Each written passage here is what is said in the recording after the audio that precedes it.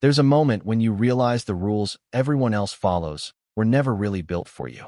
Mine came the day the HOA told me to tear out my rainwater system or they'd take my house. What they didn't realize was they were already pulling water from land that legally belonged to me. And a few months later, I shut off their entire well. I live in a place called Red Mesa Estates, just outside a dusty little town in southern Arizona, the kind of place where the sky feels too big and the ground feels like it hasn't seen rain since the Reagan administration. Rows of beige stucco houses, gravel yards, and one shared lifeline underground. A community, well, that feeds every single home in the subdivision. You don't think much about water until you're somewhere like that, where every drop has a history, a cost, and a fight behind it. When I bought my house, it wasn't because I loved the neighborhood. Honestly, I didn't. It was neat, controlled, a little too obsessed with appearances, but the price was right, and more importantly, the paperwork caught my eye. I'm a hydrologist by trade, spent most of my career studying groundwater systems, aquifers, recharge cycles, the kind of stuff most people never think about unless their tap runs dry. And buried in the property deed, almost like an afterthought, was a clause about subsurface water rights, not just access, but ownership extending beneath a specific portion of the land. Now, most buyers would have skimmed right past that, but to me, that was everything. It meant the water beneath my property wasn't just something I used, it was something I owned. Or at least, part of it was. And in a desert community built entirely around a shared well, that detail mattered more than anyone realized. The HOA, of course, had its own system. Every homeowner paid monthly dues for water access, and the well was treated like communal property, controlled, managed, rationed when necessary. The president at the time was a woman named Carol Whitaker, mid-50s, always dressed like she was about to host a town hall meeting, smile tight as a zip tie, and just as flexible.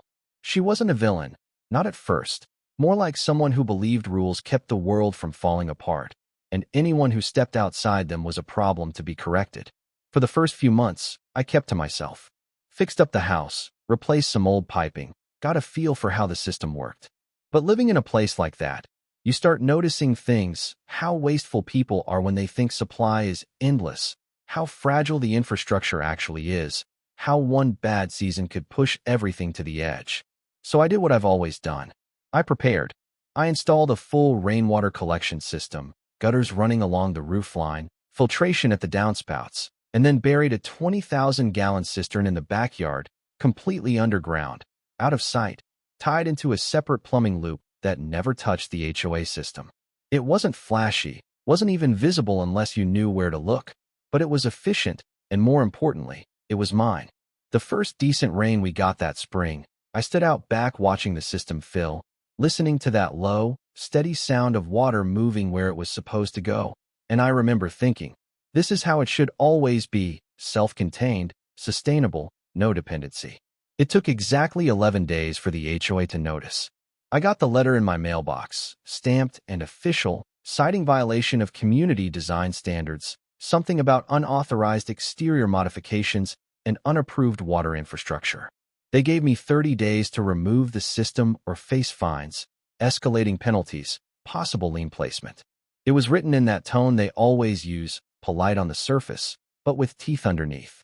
I walked into the HOA office the next morning, letter in hand, and Carol was sitting behind her desk like she'd been expecting me. "Mr. Hale," she said, folding her hands, "we just want to maintain consistency in the neighborhood." I set the letter down in front of her. "It's underground. That's not the point." "It kind of is," I said. "You can't maintain visual consistency for something you can't see." She smiled, tight and controlled. "It's about compliance." And that's when I realized this wasn't about aesthetics or even water. It was about control. "I'm not removing it," I said, simple as that. Her smile didn't change, but something behind her eyes did. "Then we'll proceed with enforcement." I nodded, picked up the letter, and walked out, and that should have been the end of it. Pay a fine, move on, keep things quiet. But it wasn't. Because once you understand a system, really understand it, you stop playing by rules that were written by people who don't. The first fine was $200. I paid it the same day, not because I agreed, but because I didn't feel like arguing over something that small. Then I expanded the system, added auxiliary barrels, increased catchment efficiency, optimized storage flow. If they were going to penalize me, I figured I might as well make it worth it. My neighbor, Tom Grady, noticed first. Retired mechanic, decent guy, always out front tinkering with something that probably didn't need fixing. "You planning on bottling that stuff?" he asked one afternoon, nodding toward my yard. "Just making sure I don't run out," I said. He chuckled. "Out here, everyone runs out eventually." I didn't respond, not because I disagreed, but because I knew something he didn't. And that's the thing about knowledge. It doesn't feel powerful at first. It feels quiet, private, like a card you're holding on to, waiting to see if the game actually requires you to play it. A few weeks later, the rain stopped, and it didn't come back. The ground hardened, the air got sharper, and the well started dropping faster than anyone expected. That's when everything changed. The first sign something was wrong wasn't an announcement, it was silence. Sprinklers stopped clicking on in the early mornings. The low hum of irrigation systems just disappeared, and you could feel it before anyone said it out loud, like the whole neighborhood was holding its breath, waiting for someone to confirm what we already knew. The well was dropping, and it was dropping fast. A week later, the HOA made it official. They sent out a community-wide notice, bold letters, underlined sections, the whole thing, water restrictions effective immediately. No lawn watering, no car washing, showers limited to 5 minutes. Repeat violations would result in fines, then service suspension. It read like wartime rationing, except instead of bombs, we had heat, relentless, dry heat that didn't care about policies or committees. I stood in my kitchen reading it, leaning against the counter, and I remember thinking, this is exactly what I prepared for. That evening, I walked out back, turned the valve, and let the water run through my garden lines. Nothing excessive, nothing wasteful, just enough to keep things alive. The soil darkened slowly, the plants perked up like they'd been waiting for it, and for the first time in weeks, there was a sense of control in a situation that was slipping away from everyone else. It didn't take long for people to notice.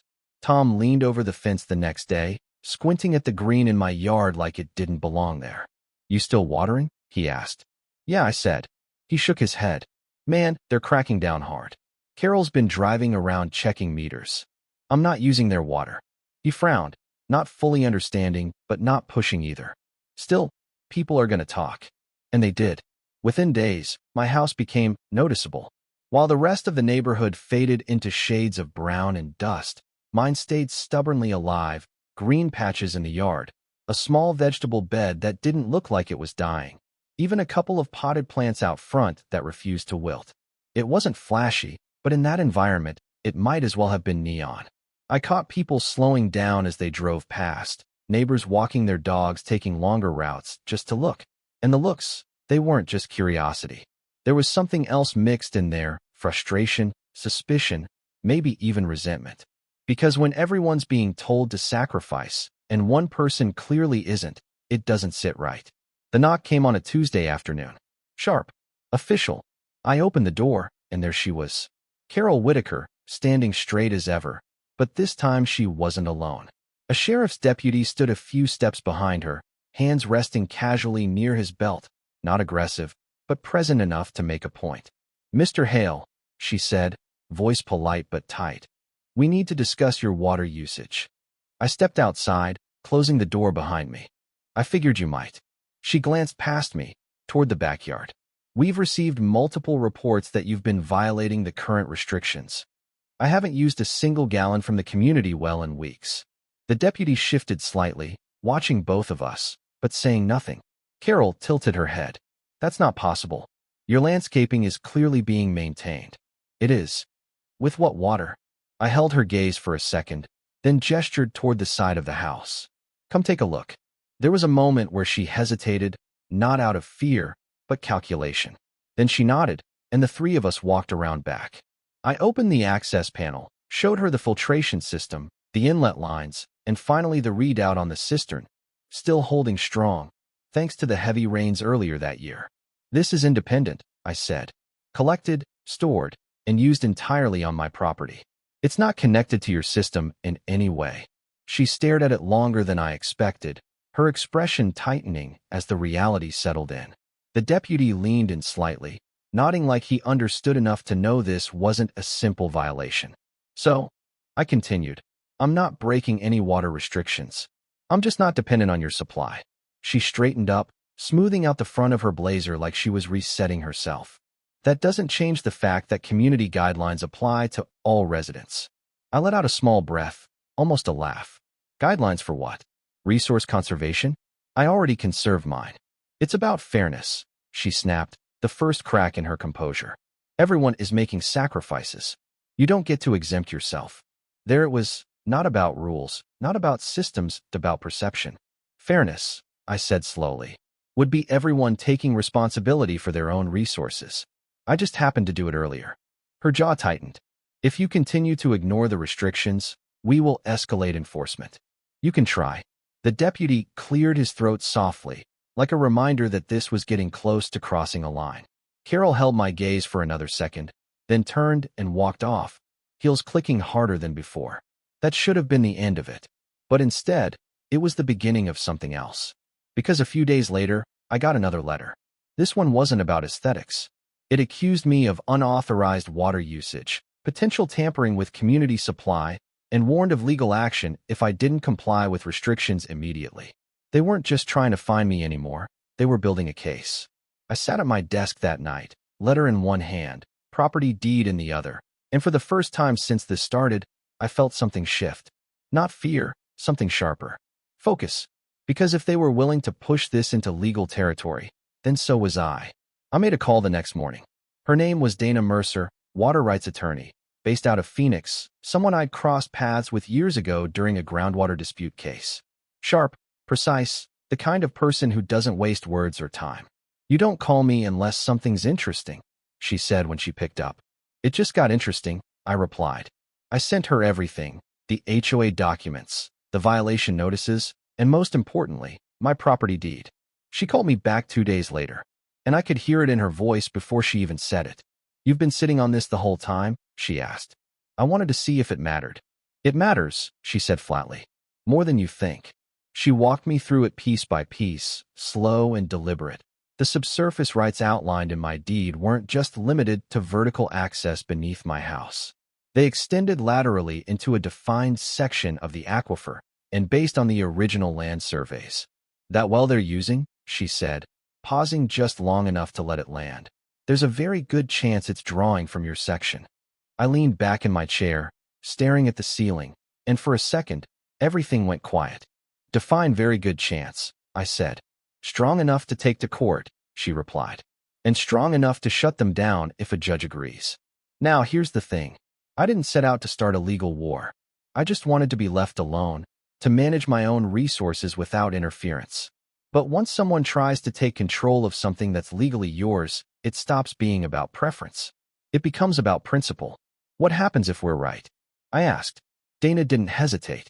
They stop pumping. Immediately. And the neighborhood? A brief pause. They lose access until they find another source. I closed my eyes for a second, picturing it. 40 homes, families, routines built around something that could disappear overnight. Do we have another option? I asked. We can negotiate, she said. But based on what you've told me, they don't sound like they're interested in that. I thought about Carol, standing in my backyard, talking about fairness while ignoring ownership. Yeah, I said quietly. They're not. There was another pause. Then Dana's voice came back, steady as ever. Then we file. And just like that, the situation shifted. It wasn't about fines anymore. It wasn't about compliance. It was about leverage. And for the first time since this started, I had all of it. We filed for an injunction that week. And everything after that moved fast. Once the paperwork was filed, everything stopped feeling like a neighborhood dispute and started feeling like a countdown. There's a strange quiet that comes before something big shifts, not silence exactly, more like the world pulling back just enough to let whatever's coming land harder. That's what those next few days felt like. No more letters from the HOA, no more knocks on the door, just heat, dust, and people pretending things were still normal. But they weren't. Dana handled most of the legal side, motions, filings, all the language that turns a problem into something a judge can act on, and I stayed out of the way mostly. Not because I didn't care, but because at that point, it was already in motion. You don't steer a train like that once it's left the station, you just wait to see where it stops. The hearing itself was quick, almost anticlimactic, which somehow made it feel heavier.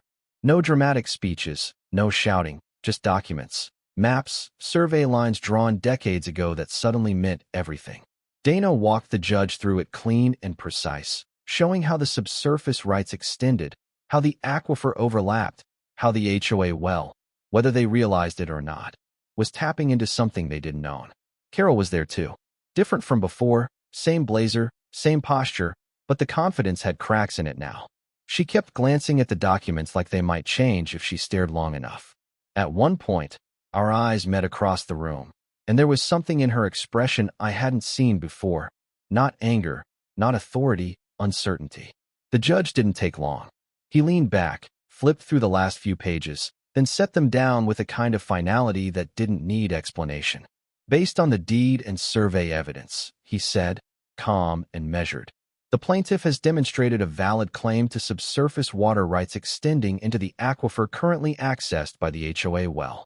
Continued extraction without authorization constitutes a violation of those rights. A pause, just long enough to let it settle. The court grants the injunction. Pumping is to cease immediately pending further resolution. That was it. No gavel slam, no dramatic ending. Just a sentence that changed everything. Within 24 hours, the well was shut down. You could feel it ripple through the neighborhood like a shockwave. Faucets sputtering, pressure dropping, then nothing. No warning, no gradual adjustment, just gone. People came outside, checking hoses, talking across driveways, confusion turning into frustration, frustration into something sharper. Tom knocked on my door that evening. "Tell me this isn't what I think it is," he said, not angry, just tired. I didn't dodge it. The well's pulling from land I legally own. The court ordered it shut off. He ran a hand over his face, looking past me into the house like he might find a different answer in there. "So what, that's it? We're just out." "For now," I said. "They'll have to bring in water or drill somewhere else." He let out a slow breath. "Damn." And then, after a second, quieter. "You could have warned us." That one stuck more than I expected. "I tried to stay out of it," I said. "They pushed it there." He nodded, but it wasn't agreement, just acceptance.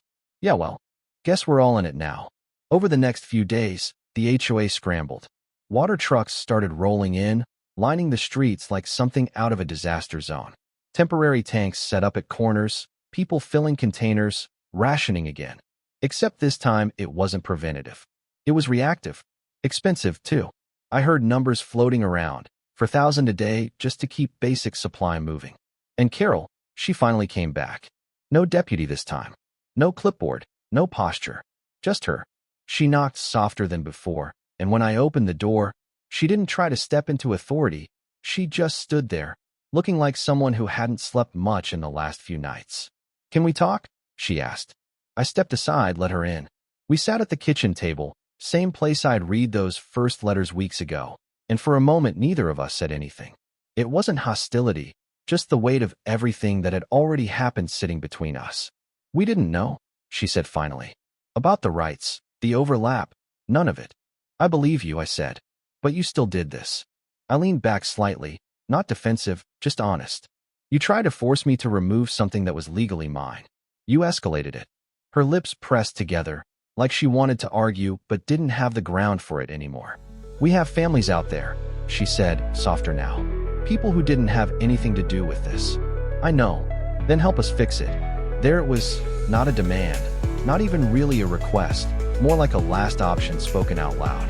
I let a few seconds pass before answering, not for effect, just making sure I meant what I was about to say. "I'm not interested in dragging this out," I said. "But if we're going to resolve it, it has to be clear."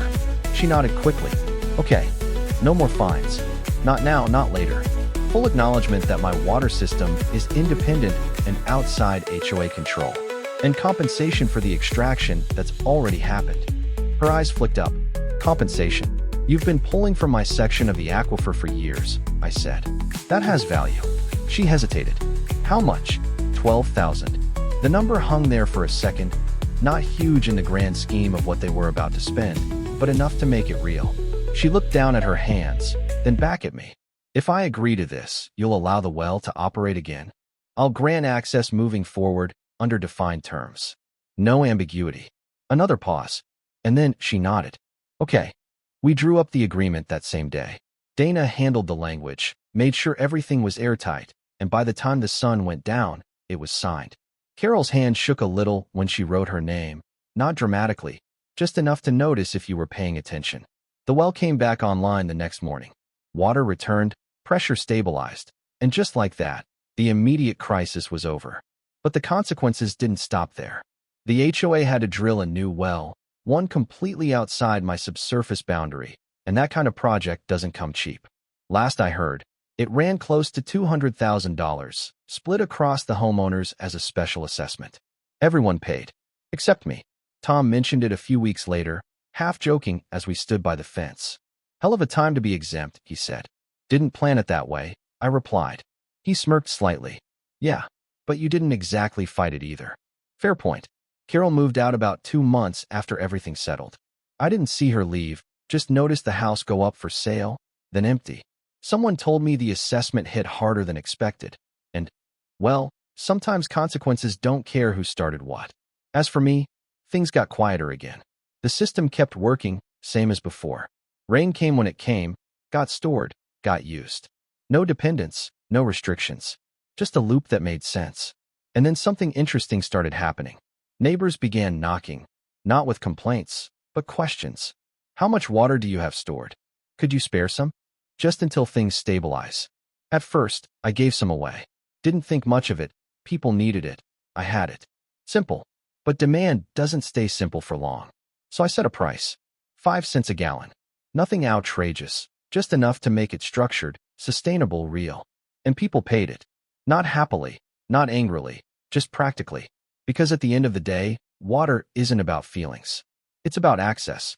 Now, every dry season, I sell just enough to cover maintenance, maybe a little extra, and the same people who once looked at my yard like I was breaking the rules, now knock on my door like I'm part of the solution. Funny how that works. I never set out to shut down a neighborhood's water supply. I didn't move here to prove a point or make some kind of statement about systems or authority. I just wanted control over something essential, something most people don't think about until it's gone. But if there's one thing I learned from all this, it's that rules only work when they're built on understanding. And when they're not, sooner or later, someone's going to test them. So now I'm curious what you think. Was I protecting what was mine?